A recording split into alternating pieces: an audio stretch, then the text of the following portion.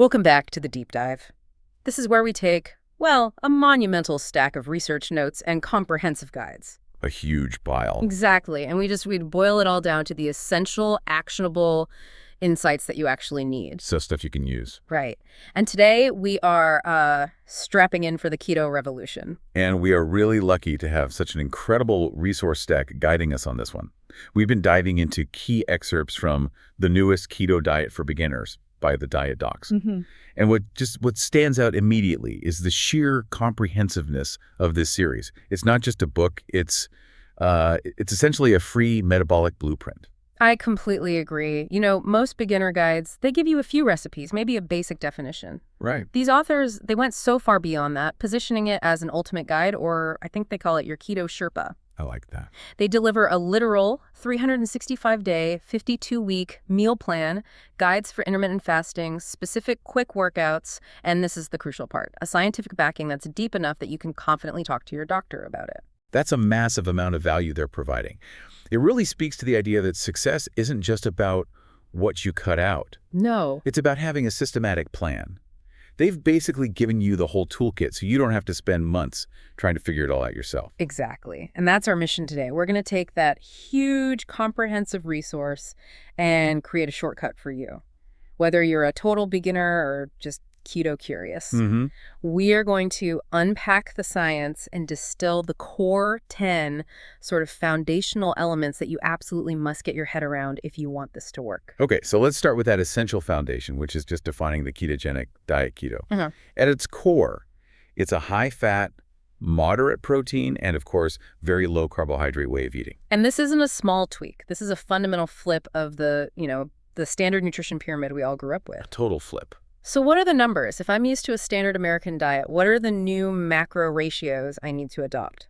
Well, you're aiming for somewhere around 70 to 80% of your total daily calories to come from fat. 70 to 80, Yeah. wow.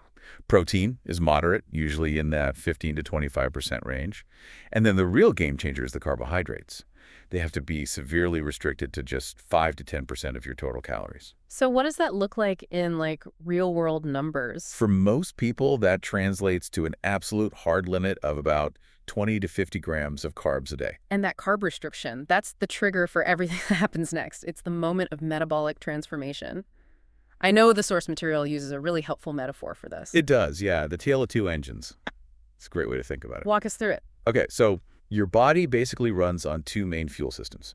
Engine number one is the glucose system. It runs on carbohydrates. Think of this engine like kindling in a fire. Okay. Carbs are easy to access, they burn really fast, and they leave you reaching for more fuel again very soon. You get those blood sugar peaks and crashes. Right, the 3 p.m. slump. Exactly. Yeah. And when that engine is running, your body always prioritizes burning that easy glucose over touching your stored body fat. So when we cut those carbs down to, say, 20 or 25 grams a day, we're basically intentionally starving engine number one. You're forcing what the source calls the metabolic switch. You're forcing engine number two, the ketone system, to fire up. Okay. When glucose is scarce, your liver starts this process of breaking down fat, and this could be fat from your diet or your stored body fat, into molecules called ketones. And those become the new fuel. They become the primary, steady, long-lasting fuel source for your whole body, including your brain. That's the hardwood log analogy. It takes longer to catch fire, but once it's burning, it's just stable, steady energy. And that state where the body is running on that hardwood log fuel, that's ketosis. That's it. We hear a lot about measuring this state. What are the metrics we should pay attention to? Is there a danger of obsessing over them? Yeah, that's a great question. Ketosis is measured by blood ketone levels, usually in millimoles per liter. The optimal range that a lot of the research points to is between 1.5 and 3.0 millimole. Okay, 1.5 to 3.0. But what's really important to remember is that higher isn't always better. Wait, why not? If I'm at 4.0 or 5.0, doesn't that mean I'm, burning more fat, going deeper into ketosis? That is such a common misconception. Yeah. Once you hit that 1.5 threshold, you are effectively in nutritional ketosis.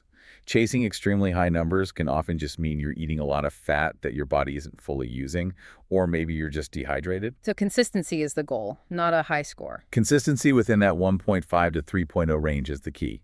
Obsession just leads to that perfectionism trap, which I know we'll talk about later. That makes perfect sense. Okay, so we've covered the metabolic makeover. Now for the crucial part. Let's translate this into those 10 foundational rules. The actionable nuggets you need to grasp for a successful keto journey. Let's do it. The rules of the road. Rule number 1, it has to be about that trigger mechanism we just talked about.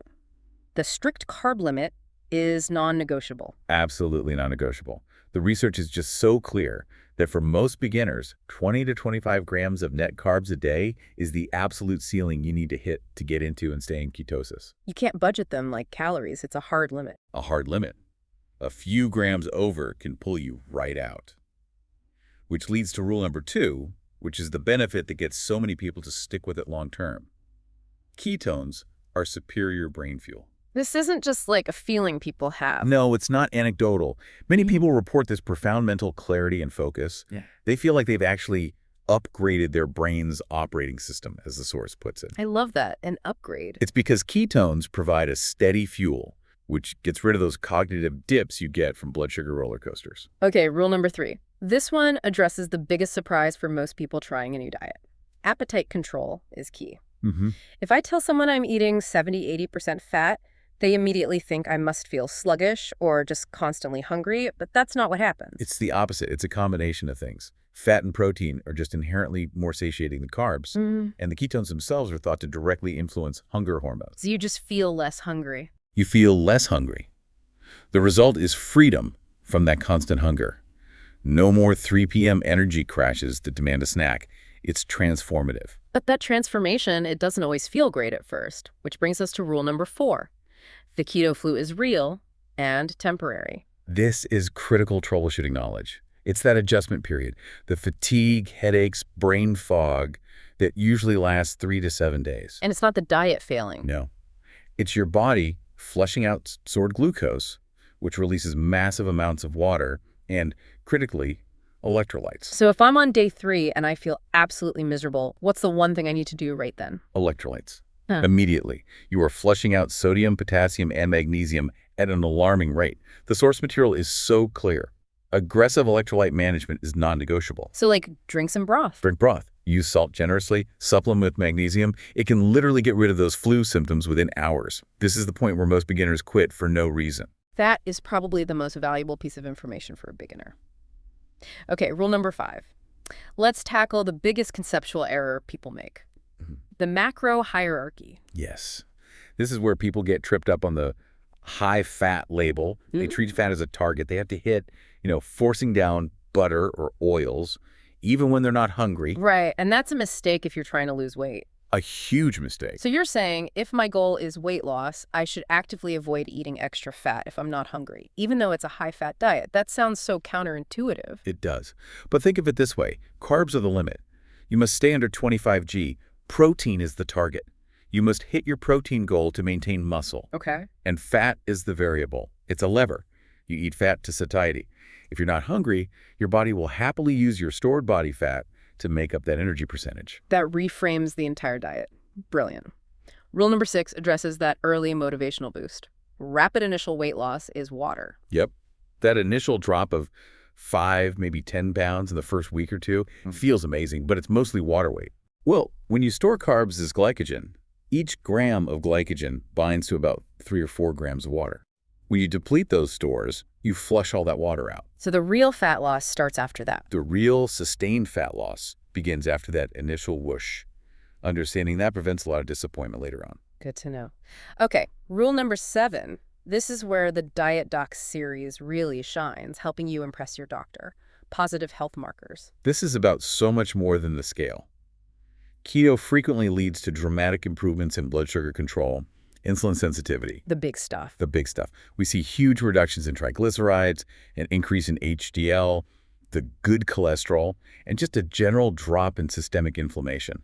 These are the longevity benefits. Now for a reality check. Rule number 8. The restrictive nature is a challenge? It is. Let's be honest. Keto is highly restrictive. Grains, starches, most fruits, sugar, they're all out. Red light foods. And it's not just about giving up bread. It's about navigating every birthday party, every work lunch. Every social situation. It requires a lot of planning and a strong mental game. Rule number 9 is a big one for anyone who trains hard. Exercise performance declines initially. This is a tough pill to swallow for athletes. Your high-intensity performance sprints, heavy lifting, HIIT, It might temporarily tank. For how long? For that 6 to 12-week adaptation period, your body just isn't efficient at generating rapid energy from fat yet. But there's a payoff. Huge payoff. Once you're fully fat adapted, your endurance often improves significantly. You have a virtually unlimited fuel tank in your stored body fat. The key is just patience. And finally, rule number 10, and this ties back to that incredible 365-day plan from the source. The long-term view is critical. Absolutely. Keto is not a magic pill. It's not a 30-day detox.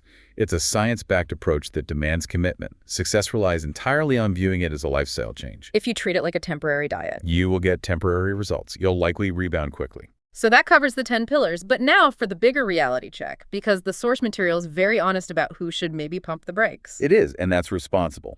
Keto is safe for most healthy adults, but it's not universally suited for everyone. Who should be careful? We're talking about pregnant or breastfeeding women, children, and teens, unless under strict medical supervision, and individuals with certain conditions like type 1 diabetes, advanced kidney disease, or a history of eating disorders. So talk to your doctor first. Always, if you're in one of those groups. The guide also has practical solutions for those common problems. We covered electrolytes for the keto flu, but let's talk about the dreaded digestive issues. Yes. Constipation or diarrhea are really common as your gut microbiome adjusts. The mistake people make is cutting out all vegetables. We still need fiber. You absolutely need fiber. So you increase it gradually through low-carb veggies like leafy greens and broccoli, and you can use things like psyllium husk. And magnesium helps too. And what about that mental trap, the one that catches all the data-driven people? The perfectionism trap. The guide warns specifically against this. Obsessive macro tracking, constant ketone testing, the ketone chasing we mentioned. It's counterproductive. Consistency over perfection. Yeah, that's the mantra. This is where the 80-20 rule can be helpful. Aim for strict keto 80% of the time, but give yourself the flexibility to navigate life. Stress inhibits weight loss just as effectively as carbs do. So how do you make this sustainable for life, not just for a season? It's all about adaptation and using the right tools for you. Once you're fully fat adapted, which can take 3 to 6 months, you can explore options. Like what? You can move from strict tracking to lazy keto, where you just track carbs. Or some athletes have great success with cyclical keto, which involves strategic carb refeeds. The point is flexibility builds habits that stick. That personalization, like long-term vision, that's what separates success from burnout. We've managed to extract those 10 foundational concepts from that really invaluable Diet series. We've seen the science, the toolkit, the reality check you need. We have.